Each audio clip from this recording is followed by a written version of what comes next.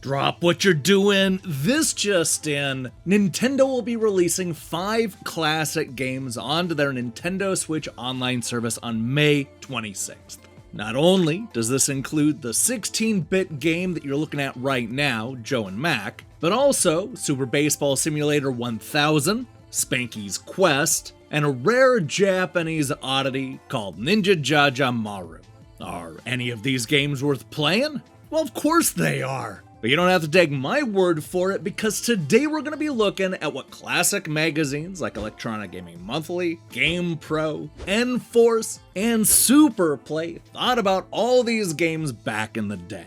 That's right, we're once again flipping through the pages to bring you another episode of Nintendo Switch Online Review Crew.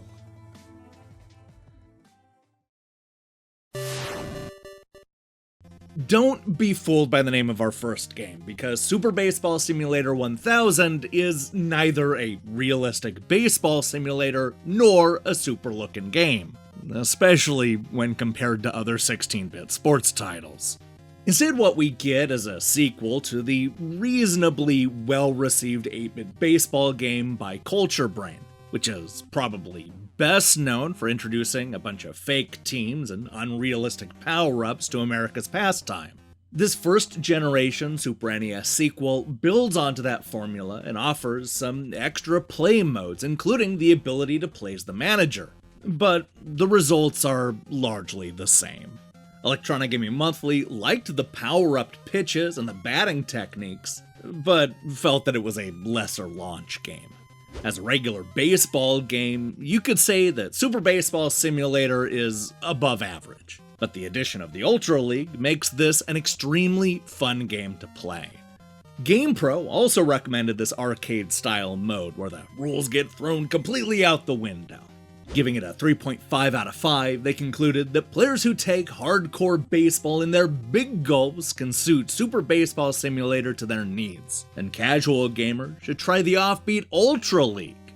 Of all the critics, it was Superplay who ended up being the harshest on the so-called simulator. They thought the music was nice, but found the gameplay to be too crude compared to the rest of the baseball games, and gave it a 49%. Yeah, that's not great, but I have a hunch that Super Baseball Simulator 1000 will still be a lot of fun to revisit, especially if you have friends around. I mean, it definitely sounds like Ultra League is where it's at.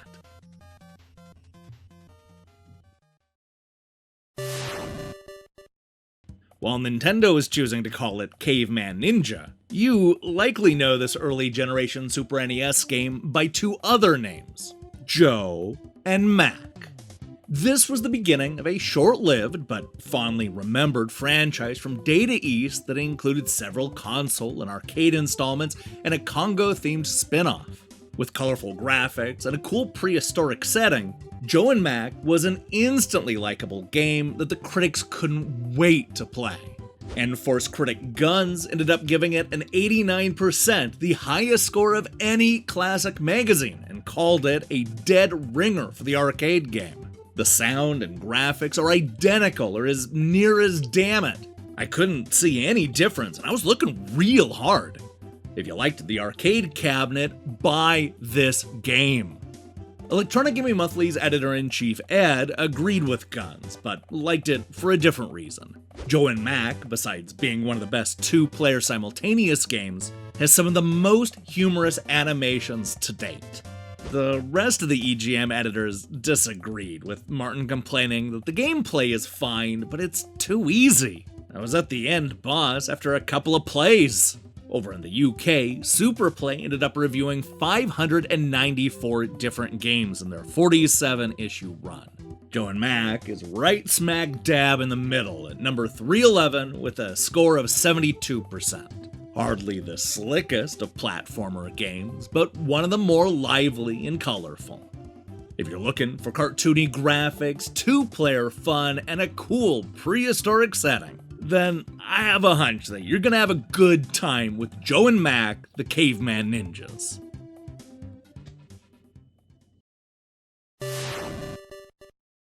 I can't believe I'm about to say this, but the month's most polarizing game is none other than Spanky's Quest? For the most part, the reviews of Joe and Mac and Super Baseball Simulator were mostly the same across magazines. But that is definitely not the case when it comes to this 1992 Natsumi platformer. The critics were sharply divided, with some loving the game's charm, while others struggling to come up with anything to say at all. I would toss Mike from Super NES Buyer's Guide into that last group, as he starts his review by saying, it is different, I'll give you that.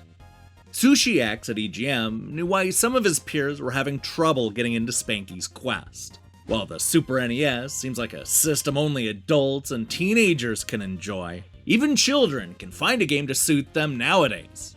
That was certainly one of the complaints, but even Nintendo Power, a magazine specifically designed with children in mind, still gave it a 2.8 out of 5, mostly because of the lack of challenge. So then, if everybody was down on Spanky's Quest, then who liked it? Believe it or not, the highest score came to us from Video Games and Computer Entertainment, a magazine aimed at an older audience. They called it fresh and original, and unlike anything you've played before. Spanky's unusual weapon takes a little getting used to, but once you get the hang of it, you'll be glued to your controller for hours on end.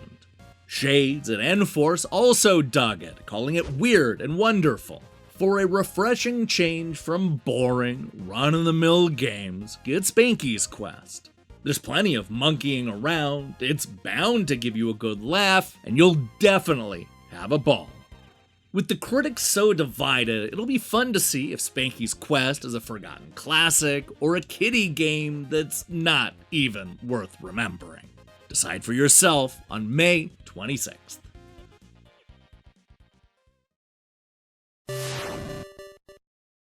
The final two games coming to Nintendo Switch Online this month are both titles that never found their way outside of Japan, at least on the Super NES and Nintendo Entertainment System.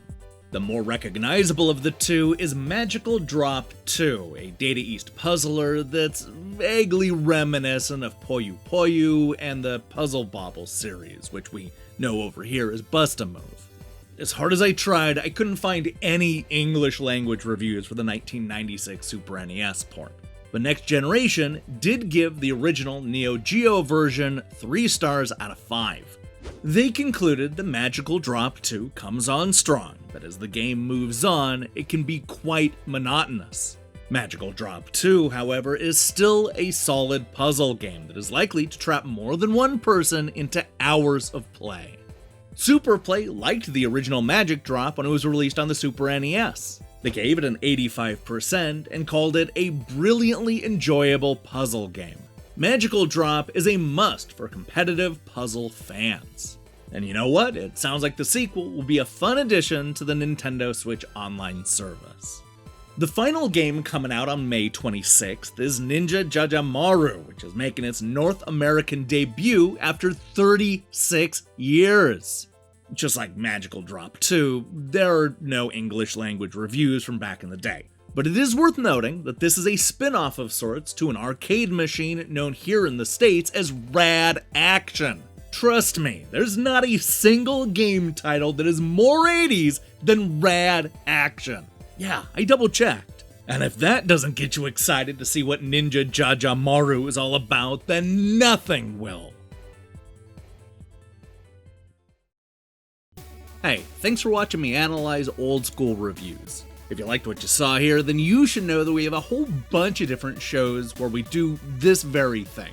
We count down Electronic Gaming Monthly's best and worst, we see how they rank classic game franchises, and oh man, so much more stuff that I can't even talk about right now. Like, in the coming weeks, we're going to be doing a deep dive on Superplay, so you'll definitely want to stay tuned for that. Now, here's the question I have for you. Is this a good month for Nintendo Switch Online? Are you satisfied with these games? Or do you want to see something else? Let me see your thoughts in the comments below. In other news, we'll be back shortly with more reviews, as well as a Game Over episode that's vaguely Wonder Boy related. In the meantime, I strongly recommend you click that subscribe button and support what we're doing here. Until then.